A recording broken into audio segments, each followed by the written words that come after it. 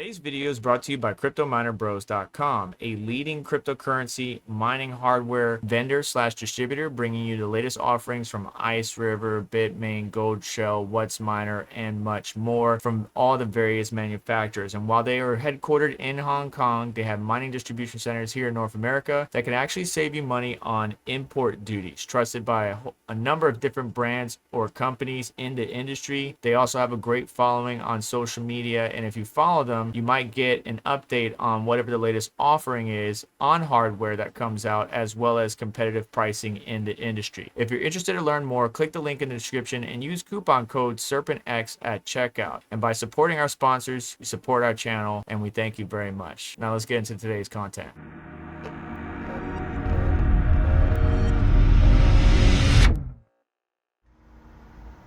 Hey, what's going on, everyone? Vega here for SerpentX Tech, and I just wanted to give you guys an update on my Bitcoin at-home immersion cooling. Now, I got two S19K Pros in here, and the immersion system is from Foghashing. This is the C2. I believe this is one of the earlier revisions of the C2. The newer revisions got like a completely, this is all one panel instead of two separate bays. You can see the liquid has already changed colors. We talked about that previously.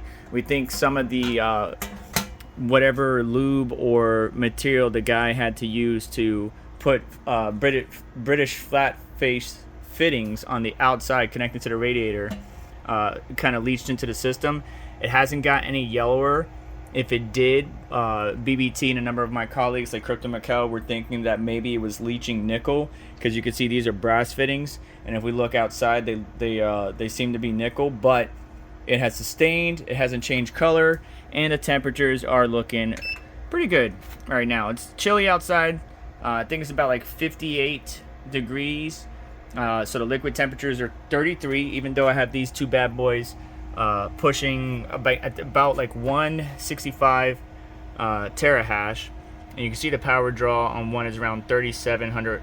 That might not be accurate though, because I have other things connected to these power meters, like the Mini Doge 2.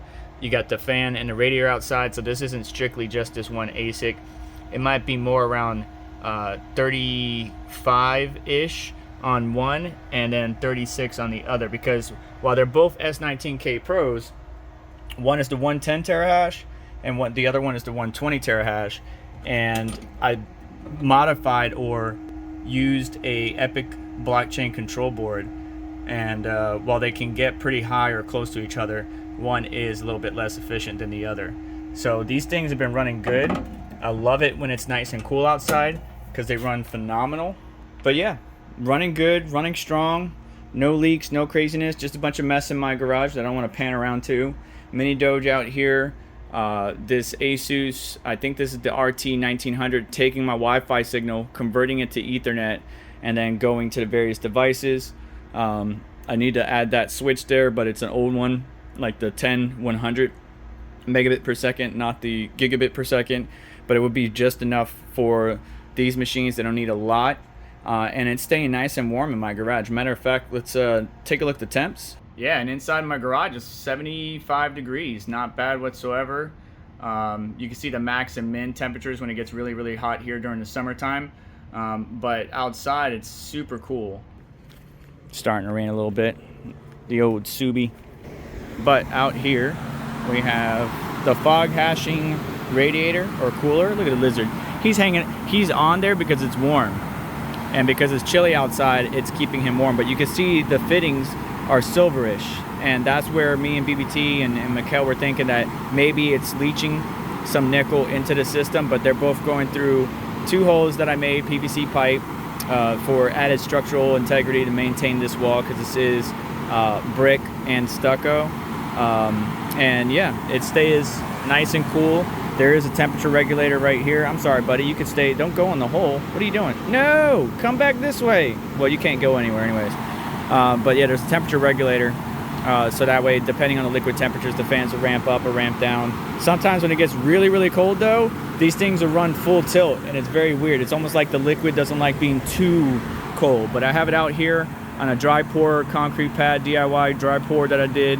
Looks like crap, but it does the job, and it has been doing good, especially with heavy winds from the hurricanes this past season. And so yeah, tucked away underneath my power breaker. So short run right here. I talked about this in a previous video.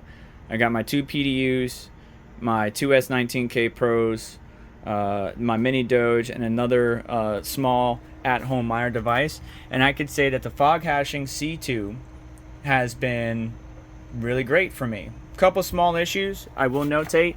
There's a minor leak about right here. You can barely see it, but you see it on the ground if I move it. So minor leak. It's like it's coming from like the 2 pieces of metal that separate or divides these things is separating when it's really, really cold, and then the liquid is really, really hot.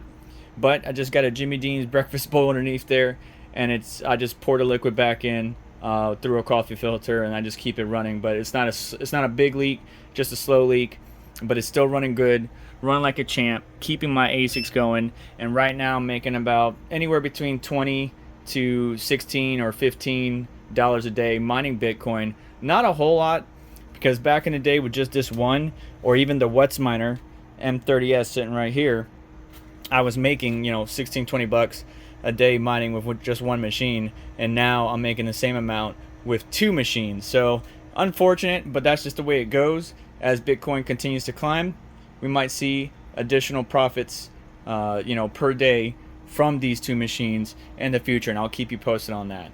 But that's going to do it for today's video. Do me a favor on the way out, hit that like button, get subscribed, hit the notification bell to stay up to date, as well as check out additional links in the description to help support the channel and what we do here, and I'll catch you in the next one. Take care.